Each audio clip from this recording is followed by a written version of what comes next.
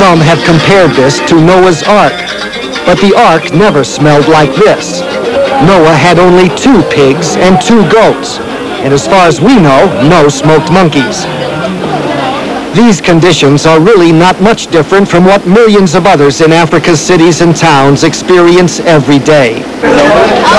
Dehumanizing poverty, filthy urban slums, almost no health care or education, little tangible evidence their government cares anything about them. What do you possess as a 28-year-old man with a university education? Nothing. Willie Kasalakela is luckier than most. He has a degree in agricultural engineering, but his entire family is unemployed.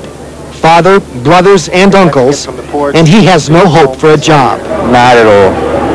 Life is too tough. Almost everyone we talk to on this boat puts the blame for their condition squarely on Zaire's politicians, greedy for money and power. I think that it's a problem of our leaders, okay? They are struggling without caring about people.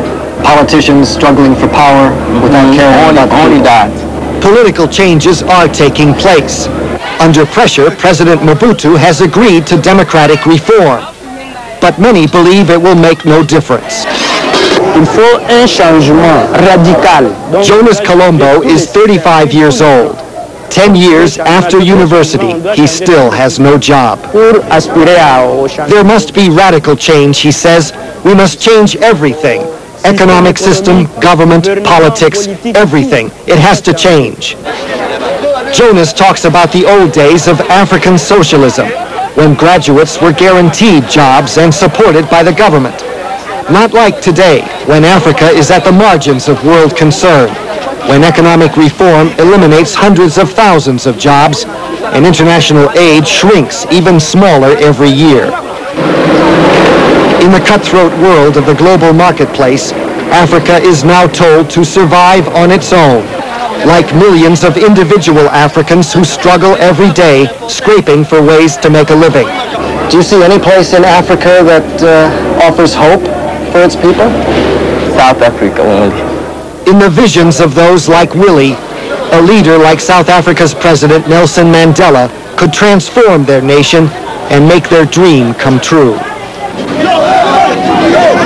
On the 9th day, on a 50-mile stretch of river, no one is allowed on or off the boat. This is the quarantined cholera zone we were warned about. Soldiers are posted around the boat and barges under orders to push away anyone who approaches from shore. Some of these families are desperate to reach the boat, but they get no sympathy from those on board. Go away, you have Ebola, they shout. Since last year's outbreak of the Ebola virus in Zaire, the name is now used by many to describe any deadly contagious disease. Beyond the cholera zone, the forest gives way to grassland and savanna.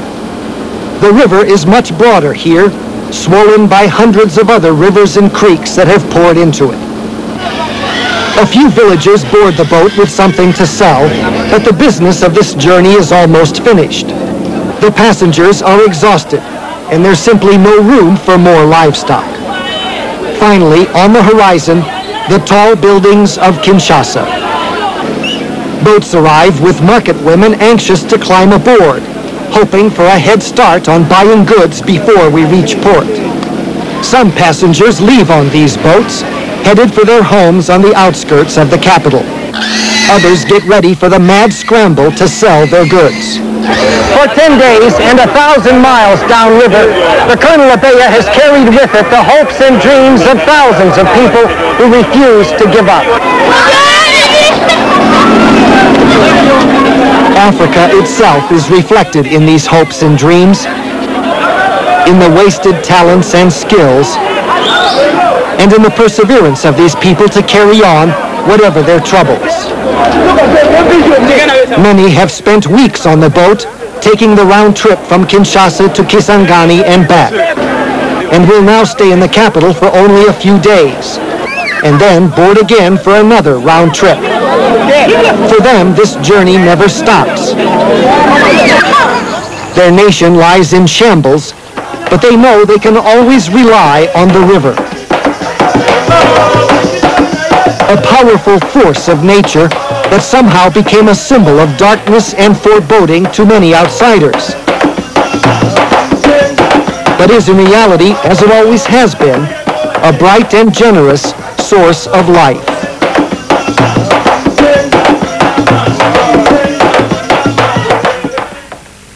The people we've just met possess great tenacity, courage, and irrepressible spirit.